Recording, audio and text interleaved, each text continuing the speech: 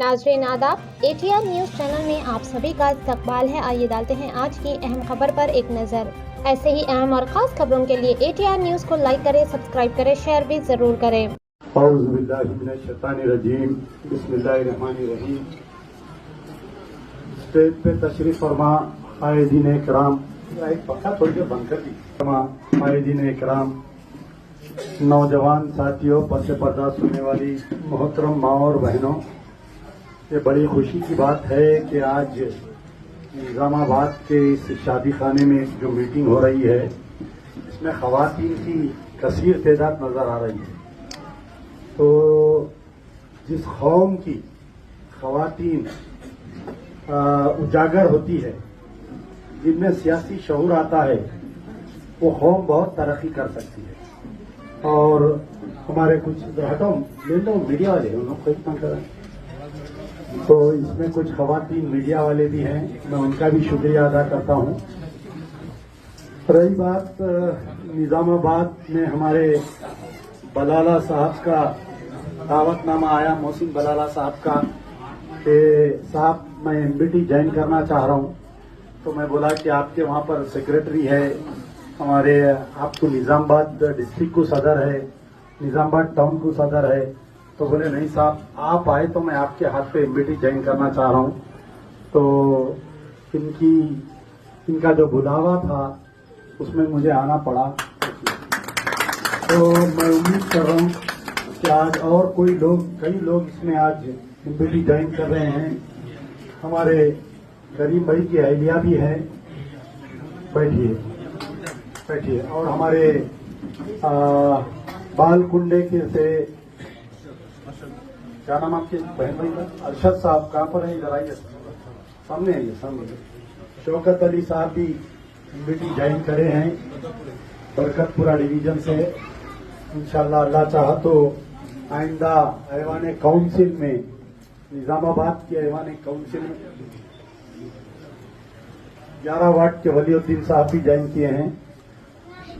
सिराज साहब कोट गली, आइए, अरे आप आइए, इधर आइए। ये हमारे सिराज साहब है, जिनका घर जल गया था, जो एक ज़ईफ बड़ी भी का, ये उनके बेटे हैं। ये BRS में बहुत 2001 बोली। अस्सलाम वालेकुम वरहमतुल्लाहि वबरकातुहू। मेरा नाम सैयद सिराजुद्दीन है और मैं BRS पार्टी में 2001 से, तो जैसे कि उज्जमा काबुल बोलते हैं, तो पुराना आदमी हूँ। तो हमारे वालदा अकेले रहते, मैं बाबन साहब पार्टी में रहते हैं। तो हमारे वालदा का घर अचानक 18 तारीख के दिन जल गया, शॉर्ट सर्किट से। हम दावत में गए थे। 19 तारीख के दिन धरना दिवस था। हालांकि अर्बन MLA साहब को जाके मैं बोला, गुजारिश करा, रूरल MLA साहब गणेश गुप्ता साहब, उनके साथ ही तुम, हालांकि उन्होंने भी नहीं आए। जैसा भाई को मालूम है, भाई की टीम फौरन आई, आके हमारे भाई साहब बशार अली साहब, मैं तो किसी का नाम नहीं जानता, तो पहली बार आया मैं, बशार अली साहब, इनकी टीम आके इतनी मदद करी। सोशल मीडिया भी इतना बोली, सोशल मीडिया बोलने से जितने निजामाबाद के आल पार्टी है उनके खंभे हल गए। आल party MIM, BJP, Congress, TRS सब आए, सब आगे बात करे। इसकी गुना खिलाफ वाले कौन है?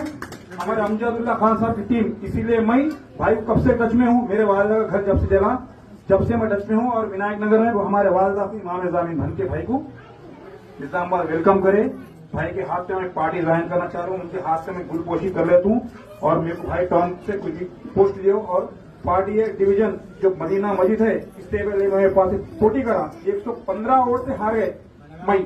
और इंशाअल्लाह वहां से और मैं पोटी करूंगा, भाई की पोस्ट से, भाई की पार्टी से बराबर लड़ूंगा, बराबर पोटी करूंगा। इंशाअल्लाह बराबर मैं जीत के बताऊंगा। और एक हमारे ड्राइवर्स, कोई कल रात में मुझे बात किए थे। बहरहाल बहुत सारे लोग मुझे निजामाबाद के इतने नौजवान टेलीफोन कर रहे हैं, तो मैं सबके नंबर फीड कर लेते जा रहा हूं। और इसमें कई जो है ख्वाहिशमंद हजरात है कि हम जो है आपकी पार्टी से इलेक्शन लड़ना चाह रहे हैं। ये बड़ी अच्छी बात है कि आदमी जो है सियासी शऊर आना। हम कब तक दूसरों को सलाम करते रहेंगे बताइए? हम कब तक दूसरे दलालों के घरों पे जाके हम अपने मसाइल सुनाते रहेंगे? पावर, इख्तिदार हमारे घर में होना चाहिए। पावर जब तक हमारे घर नहीं रहेगा, तो हम कोई काम के नहीं हैं। तो बहरहाल कई बातें हैं।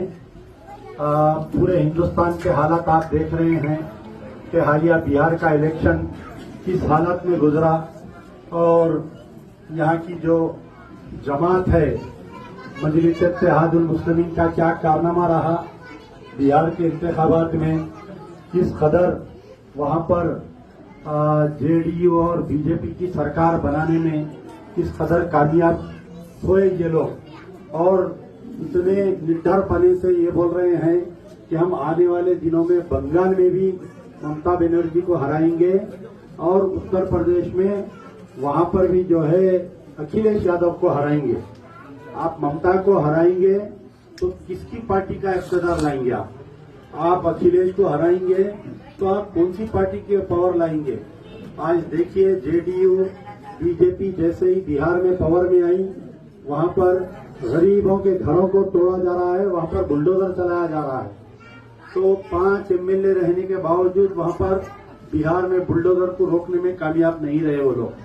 अब रही बात तेलंगाना की, तेलंगाना में पिछले 9 साल ऐसे वाकयात पेश आए कि हम जो है आज चाह के भी बीआरएस को हम मदद नहीं कर सक रहे हैं, क्योंकि पिछले 9 साल में बीआरएस के दौर में मसाजिद को शहीद किया गया, मुस्लिम लड़कों का इनकाउंटर हुआ, हमारे बजट को कम किया गया। इसी निजामाबाद की सरजमीन पे कविता जब यहाँ की मेंबर ऑफ पार्लियामेंट थी, ये कही कि मुसलमान जो है वो चूड़ियों की तरह होते हैं, कभी ये गुंबद पे रहते तो कभी वो गुंबद पे रहते। और यही निजामाबाद की सरजमीन थी कि केसीआर साहब का गुरूर ये कह रहा था कि बैठो बैठो मैं तुम्हारे बाप से बात करूंगा। तो आज गुरूर और तकब्बुर बीआरएस का, केसीआर के खानदान का अगर कोई तोड़े तो वो निजामाबाद वाले तोड़े। तो मैं ये जुमला इसलिए कह रहा हूं कि यहाँ पर जो बीजेपी का एमएलए जीता, इसमें कहीं ना कहीं हमारी ये गलतफहमी है कि यहाँ पर जो मुस्लिम वोट डिवाइड हुए, मोहम्मद अली शबीर और बीगला गणेश के दरमियान में मुस्लिम वोट डिवाइड होने से बीजेपी कामयाब हुई। अगर यहाँ के जिम्मेदार, यहाँ की मुस्लिम कम्युनिटी के जिम्मेदार अगर एक तरफा वोट देते, या तो बीआरएस जीती या तो मोहम्मद अली शबीर साहब जीतते। अगर मोहम्मद अली शबीर साहब जीतते तो मैं समझता हूं कि आज उन्होंने deputy chief minister home portfolio रहते, हमको मुसलमान मंत्री दियो, भीख मांगने की जरूरत नहीं पड़ती। लेकिन उनके भी कारनामे बहुत खराब है। जब पिछले वो 9-10 साल मंत्री थे, लब क्या करते, नए मामू से नक्टा मामू सही। तो बहरहाल ये अब जो कांग्रेस 2 साल से पावर में है, आप लोग, मैं चैलेंज करने के मौकूफ में हूं कांग्रेस गवर्नमेंट से, आप किसी मंत्री को मेरे सामने बिठाइए या किसी सीनियर कायद को सामने बिठाइए। 2 साल में मैं चैलेंज कर रहा हूं कि मुसलमानों को क्या मिला बताइए आप देखा। आप कोई माइनॉरिटी फाइनेंस कॉर्पोरेशन, मैं एक डिपार्टमेंट के बारे में बोल सकता हूं। माइनॉरिटी फाइनेंस कॉर्पोरेशन इसलिए बनाया गया था कि गरीब मुसलमानों को लोन दे, लोन पे ऑटोज दे, लोन पे जो है उनको कारोबार करने के लिए सेल्फ हेल्प ग्रुप वालों को लोन दे। लेकिन आज की तारीख तक पूरे 2 साल में मैं चैलेंज करने के मौकूफ में हूं कि एक मुसलमान को लोन नहीं मिला। पर खिलाफ इसके एससी, एसटी, बीसी कॉर्पोरेशन में हजारों करोड़ रुपए आ रहे हैं, उनको लोन मिल रहा है। हमारे स्कीमात कहां पर गए? ये वही कांग्रेस लोग थे जो मुस्लिम डिक्लेरेशन में ये वादा किए थे कि इमाम और मौजन की तनख्वाह हम बढ़ाएंगे। आज 2 साल होने को आ गया, ना इमाम की तनख्वाह बढ़ी ना मौजन की तनख्वाह बढ़ी। और उसमें ये भी कहा गया था कि जो दरगाह के मुजाविर है हम उनको तनख्वाह देंगे। आज की तारीख तक उनको तनख्वाह नहीं मिली। माइनॉरिटी फाइनेंस कॉर्पोरेशन पूरा ठप पड़ा हुआ है। अब आइए आप वक्फ बोर्ड की तरफ आइए। जो तेलंगाना स्टेट वक्फ बोर्ड है, बड़ी बड़ी जायदादें हाल ही में जो उम्मीद पोर्टल का जो पिछले 6 महीने से वक्फ के जायदादों को इंदराज किया जा रहा था, उसके अंदर आपको मैं एक बात बतलाना चाहता हूं। हम अगर कोई काम करते तो इनके पेट में दर्द, मजलिस इत्तेहादुल मुस्लिमीन के पेट में दर्द उठ जाती, तुम यहाँ मोटा में क्यों आए, तुम एनकाउंटर में क्यों बोले, तुम फलाने मसले पर क्यों बोले। आप बताइए, पोलिंग के लिए, वोट डालने के लिए गली गली बूथ डालते, हर मस्जिद के बाहर बैनर लगाते, हर जगह। क्या मजलिस इत्तेहादुल मुस्लिमीन का कोई कारकुन उम्मीद पोर्टल के मामले में वक्फ की जायदादों को इंदराज कराने के लिए क्या कोई उठा? क्या बताइए, क्या असदुद्दीन ओवैसी का कोई बयान आया? क्या कोई अकबरुद्दीन ओवैसी का बयान आया? क्या बताइए। क्यों? आप तो वक्फ के चैंपियन बन के फिर रहे थे। आप all India Muslim personal law board को अपने जेब में रखकर वक्फ के चैंपियन बन के बत्ती गुल, ह्यूमन चेन, यानी क्या क्या, ये काबिल मुबारकबाद है। जो कलेक्टर ऑफिस में जो मस्जिद निजामाबाद में एक मस्जिद थी, उसको शहीद किया गया। हमारे क्या नाम है, हमारे लईक खान साहब जो है उसको इंदराज कराए बोल के मुझे मालूम हुआ, अखबार के जरिए मैं पढ़ा, बड़ी खुशी हुई। हम भी कोशिश कर रहे थे कि वहां पर जो हैदराबाद में मसाजिद शहीद हुए उसको जैसा एक खाना मसाजिद है, वक्फ बोर्ड के दफ्तर को लाख है, वक्फ बोर्ड के दफ्तर को आज तक लाख है। केसीआर के पीरियड में 4 साल लाख था, कांग्रेस के पीरियड में 2 साल से लाख है। आप बताओ, क्या कोई एमएलए के मुंह में जबान है क्या ऐवान असेंबली में हंगामा कर देना? अगर अमजदुल्ला खान एमएलए होता, अगर अमजदुल्ला खान की पार्टी में अगर इतनी ताकत होती, मैं जाके वो लाख को तोड़ देता, मैं तोड़ देता उस लाख को। आज उम्मीद पोर्टल ने कई जायदादें जो उम्मीद पोर्टल ने इंदराज नहीं किए गए, उसकी मेन वजह है कि वक्फ बोर्ड का रिकॉर्ड रूम लॉक है। आज बड़े बड़े केसेस हम हार जा रहे हैं वक्फ प्रॉपर्टीज के, उसकी मेन वजह यह है कि हमारा वक्फ का रिकॉर्ड लॉक है वहां पर। उसके बाद में आप आइए और दीगर डिपार्टमेंटें हैं, यहाँ पर आप जाकर निजामाबाद के अगर बस्तियों को देखेंगे, अरे भाई आपको 2 टर्म से बल्दी आपके हाथ में है ना, 2014 से 2019 तक, फिर 2019 से लेकर 2025 तक, अब हाल ही में टर्म खत्म हुआ। मजलिस इत्तेहादुल मुस्लिमीन को पहली मर्तबा 18 कारपोरेटर दिए ये निजामाबाद वाले, उसके बाद में मैं समझता हूँ 11 या 12 कारपोरेटर से 16 कारपोरेटर दिए। अरे बतलाओ, 2 बार डिप्टी मेयर दिए, शहर को 4 चांद लगा देना था। मैं चैलेंज कर रहा हूँ, पूरे निजामाबाद में एक प्लेग्राउंड है क्या बताइए आप, जहां पर बच्चे खेलने के लिए। आज से तकरीबन 1-2 साल पहले हमारे बशारत साहब एक क्रिकेट का मैच करवाए थे, मैं देखा इतना बड़ा ग्राउंड है, उसको यहाँ पर डेवलप कर सकते, बच्चों में खेल कूद, ये जो बच्चे गलत सोबतों में पढ़ रही, गलत शर्मों में पढ़ रही, जो ड्रग्स में जा रहे बच्चे, अगर आप खेल कूद की तरफ अगर बच्चों को लेकर जाएं तो आप बतलाओ, क्या यहाँ पर कोई एक स्टेडियम है क्या बताओ? बड़े बड़े आए यहाँ पर पीसीसी सदर, यानी जब जॉइंट आंध्र प्रदेश था, यही इसी निजामाबाद के लोग पीसीसी सदर थे, इसी निजामाबाद के लोग आज भी टीपीसीसी सदर है। क्या बतलाओ एमएलसी है क्या? महेश गौड़ साहब, आपके 5-6 करोड़ हर एमएलसी को मिलते हैं, वो क्या 5-6 करोड़ रुपए में क्या आप एक बड़ा ग्राउंड बनाकर निजामाबाद के यूथ को नहीं दे सकते? क्या बताओ आप? नौजवानों को खेलने कूदने के लिए एक ग्राउंड नहीं है। हर जगह सरकारी स्विमिंग पूल रहता है, सरकारी स्विमिंग पूल। आप जैसा जब अमानुल्लाह खान एमएलए थे, वो चंद्रायन गुट्टे में असेंबली कॉन्स्टिट्यूंसी में मोगलपुरे में सरकारी स्विमिंग पूल बना कर दिए। आप बताओ, क्या निजामाबाद में अर्बन और निजामाबाद के रूरल 2 असेंबली कॉन्स्टिट्यूंसी में क्या कोई एक स्विमिंग पूल है जहां पर नौजवान बच्चे जाकर तैरे और वहां पर जाके आप बताओ, जिस तरीके से कोई आपके पास पिकनिक का स्पॉट है क्या बताओ? शाम के वक्त अगर कोई जाकर चहलकदमी करना चाह रहा है पूरे निजामाबाद में, कहीं है क्या बताओ आप मेरे को? 2 मरतबा आपने मौका दिया, 16 कारपोरेटर दिए, 18 कारपोरेटर दिए।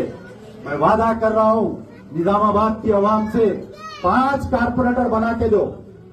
मजलिस बचाओ तहरीक को 5 कारपोरेटर दो। ये पंजा, ये मुक्का जो है ना, ऐसा चलेगा, ऐसा चलेगा। हर गली में रोड रहेगी, हर सिस्टमैटिक तरीके से हम एरिया को डेवलप करेंगे। सबसे पहले निजामाबाद में जो ओपन ड्रेन सिस्टम है उसको हम क्लोज ड्रेन सिस्टम बनाएंगे, सीवर लाइन से लाइन डालेंगे, यहाँ पर बल्दिया को और वाटर वर्क्स और सीवरेज को अलग किया जाएगा। गौर से सुनिए मैं क्या बात कर रहा हूँ, क्योंकि यहाँ पर बल्दिया ही सीवर का काम करती है। इसमें बजट नहीं रहने की वजह से जब मजलिस बचाओ तहरीक के कारपोरेटर जीतकर ऐवान काउंसिल में जाएंगे तो सबसे पहले हम डिपार्टमेंट को 2 डिपार्टमेंट बनाएंगे बल्दिया में। एक वो डिपार्टमेंट रहेगा जो सड़क देखेगा, जो कच्ची मोरी देखेगा, जो स्ट्रीट लाइट देखेगा और सड़कों का काम, पार्कों का काम देखेगा।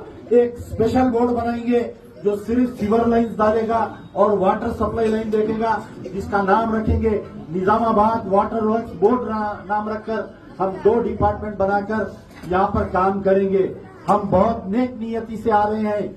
जो भी मेरा ये बयान सुन रहे हैं, मैं खास तौर पर पढ़े लिखे नौजवान आगे आओ, जो डॉक्टर्स है, जो इंजीनियर्स है, वो लोग सामने आओ। सामने आकर आप लोग एमबीटी के नुमाइंदे बनिए, इलेक्शन लड़िए, वरना फिर आने वाले 5 साल तक आपको रोना पड़ेगा।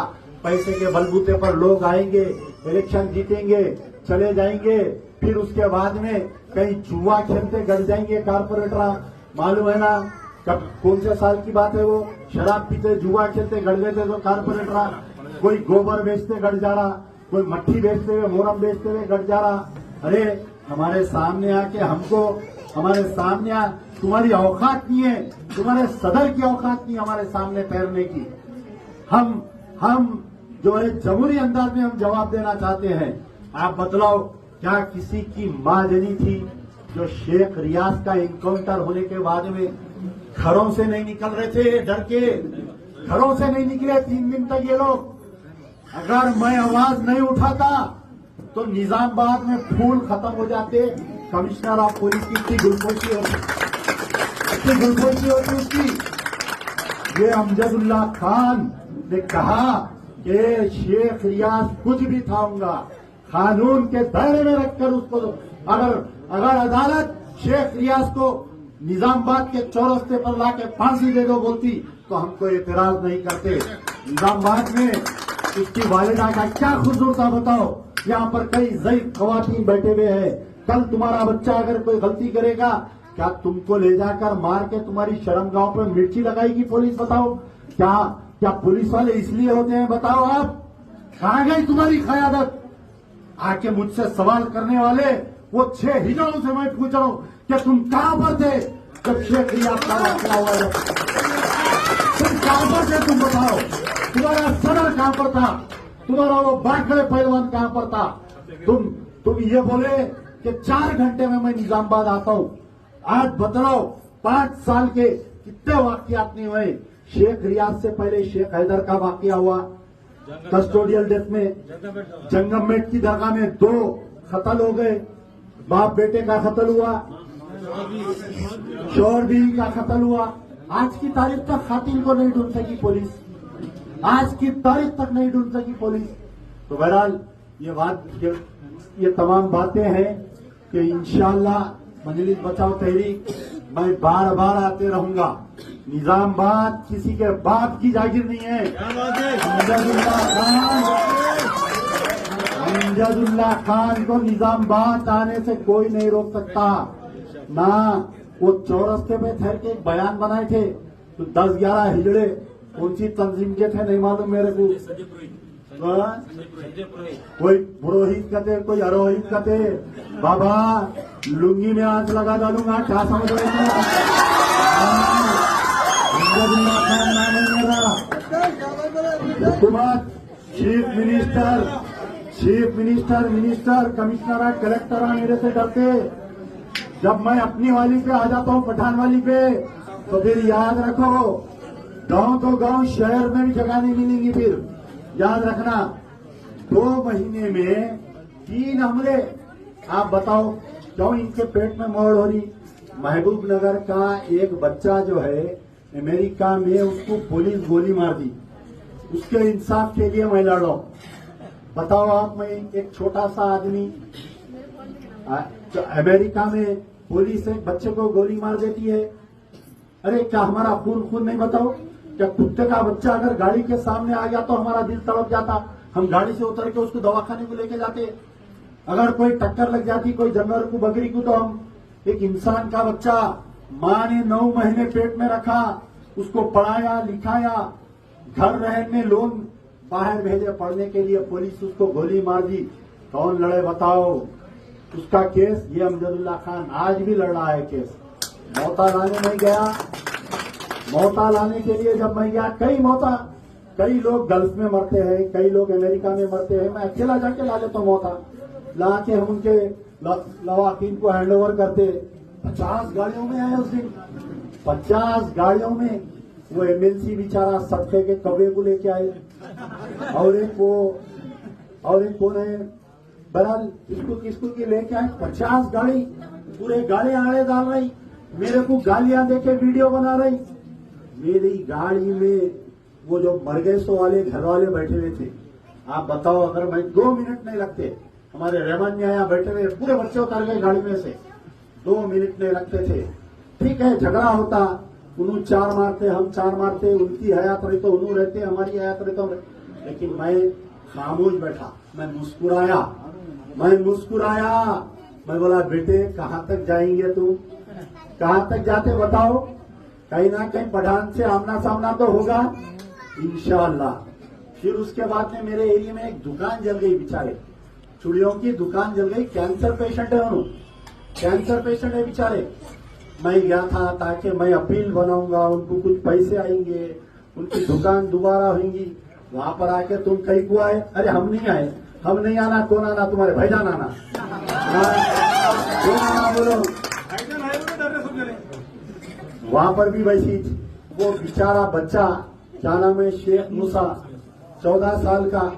ये टेमरिस में तेलंगाना माइनॉरिटीज रेसिडेंशियल स्कूल में 1 साल में 4 वाकयात हो गए। सबसे पहले एक सादिया मुबीन बोलते जहीराबाद की बच्ची है।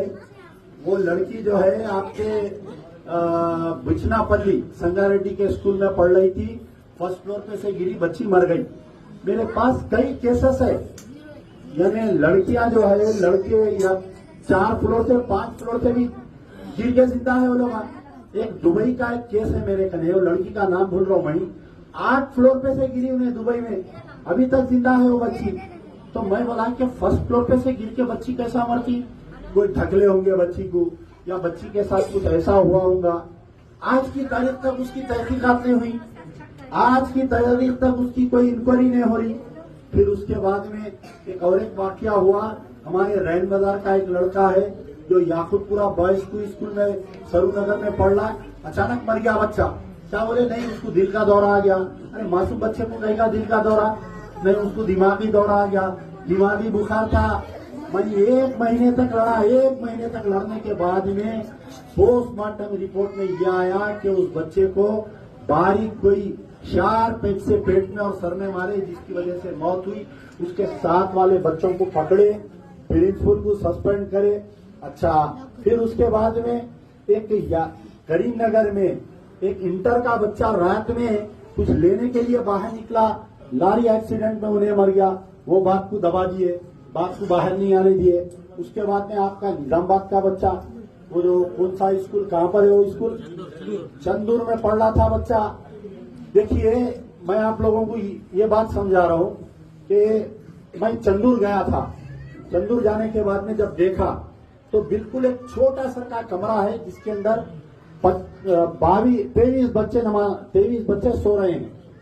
अब 23 बच्चे जो कमरे में सो रहे हैं, अगर एक बच्चा फांसी ले रहा, तो ये जो सुसाइड की उसको स्टडी करिए। लोग जो है सुसाइड करने को बाद में जब उनको तकलीफ होती तो वो लोग हाथ पैर मारते, बचने की कोशिश करते। वो लोग बचने की कोशिश करे तो आवाज आती, चीखा मारते। तो 22 बच्चों में कोई एक बच्चा नहीं उठा उसको बचाने के लिए। फिर हमें पूछा कि भाई ये कैसा सुसाइड है? तो तुआल बताए, आधा तुआल फटा हुआ है। तुआल से कोई बच्चा लटक सकता? बताइए आप। 14 साल का बच्चा कोई तुआल से फांसी ले सकता? क्या बताइए आप? आपके मुशज्जरे से भी नहीं ले सकता उन्हें फांसी। तो मेरा बोलने का मतलब है कि फिर उसके बाद में टेमरिस वाले ये बोले नहीं, बाप मारते थे वो बच्चे को। तो मेरे को डाउट आया। मैं बोला बच्चा कैसा पढ़ता था? तो बोले फर्स्ट क्लास पढ़ता था, स्पोर्ट्स में भी बहुत अच्छा था बच्चा। तो माँ बाप बच्चे को डांटते कब, मारते कब? बच्चा नहीं पढ़ा तो। अगर बच्चा अच्छा पढ़ रहा तो उसके माँ बाप क्यों मारते बताइए। तो मैं यहाँ से 20 किलोमीटर गया, फिर 20 किलोमीटर वापिस आया। वापिस आके उनके वालिद से बात कर रहा हूँ। गमजदा बाप मेरे बाजू बैठा हुआ है, उसका भाई बाजू बैठा हुआ है, उसके अफराद खानदान से मैं पूछ रहा हूँ कि आप क्या बच्चे को मारे। तो बाप बोला मैं कभी नहीं मारा। उसका भाई मेरे को बोला कि मैं बच्चे को ले जाकर छोड़ा, कल बहुत हंसता बोलता गया बच्चा, 100 रुपए मैं दिया, उसको बोला बच्चा। मैं बात कर रहा हूँ, अचानक से पीछे से आके ये जो है, ये लोग पीछे से हमला करते, सामने से नहीं करते हमला। पीछे से आके हमारे बासित भाई के ऊपर हमला करे और बड़े बड़े बातें करे, वीडियो बनाए। अल्लाह सलामत रखे। आज भी कुछ बच्चों के चेहरे देख रहा हूँ, ये लोग उस गली के बच्चे हैं, ढकल के हकाले उन लोगों को। फिर उसके बाद में एक वीडियो बनाए, अमजदुल्लाह खान कहते मोहता पे आके सियासत करा। अरे बाबा, अगर तुम अच्छे रहते तो मेरे को निजामाबाद से यहाँ आने की क्या जरूरत पड़ती बताओ। अगर वो बच्चा जो मर गया उसकी बॉडी लेके जाके कमिश्नर ऑफिस के सामने अगर बैठते तुम है नामर्द असल, तुम्हारी खयानत है नामर्द। अगर तुम वो बॉडी लेके जाके अगर तुम कमिश्नर ऑफ पुलिस के सामने धरना देके बैठ जाते कि जब तक इंसाफ नहीं मिलेगा, जब तक 302 का मुकदमा दायर करके टेररिस्ट वालों को गिरफ्तार नहीं किया जाता, हम ये बच्चे की तस्वीर नहीं करते, तो क्या बतलाओ आपको उस बच्चे के बाप की इंसाफ मिलता नहीं मिलता। और मैं अभी भी शक जाहिर कर रहा हूँ कि आने वाले दिनों में पोस्टमार्टम रिपोर्ट 1 महीने के बाद में आ रही, आज लिख के रख लो। पोस्टमार्टम रिपोर्ट में भी गड़बड़ करा सकते ये लोग। ये लोग नहीं चाह रहे थे कि वो बच्चे का मसला उठना बोल के। आप देखिए, सुबह से मसले को दबा रहे थे, सुबह से मसले को दबा रहे थे। मैं आने के बाद में पूरे आंध्र प्रदेश को, पूरे तेलंगाना को, पूरी दुनिया को मालूम हुआ कि बच्चा मरा यहाँ पर बोल के। इनका क्या बेनिफिट है बताइए। अगर कोई लीडर का बच्चा मर जाता रेसिडेंशियल स्कूल में, हंगामा कर देता, ट्रैफिक जाम कर देता उन्हें जाके। लीडर का बच्चा और हमारा बच्चा नहीं, क्या बताओ आप।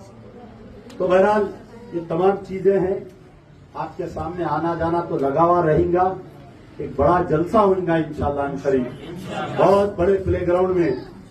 और पुलिस वाले आज का हमारे को रैली का परमिशन नहीं दिए, तो हम ये आके यहाँ पर इंडोर में करना चाह रहे हैं।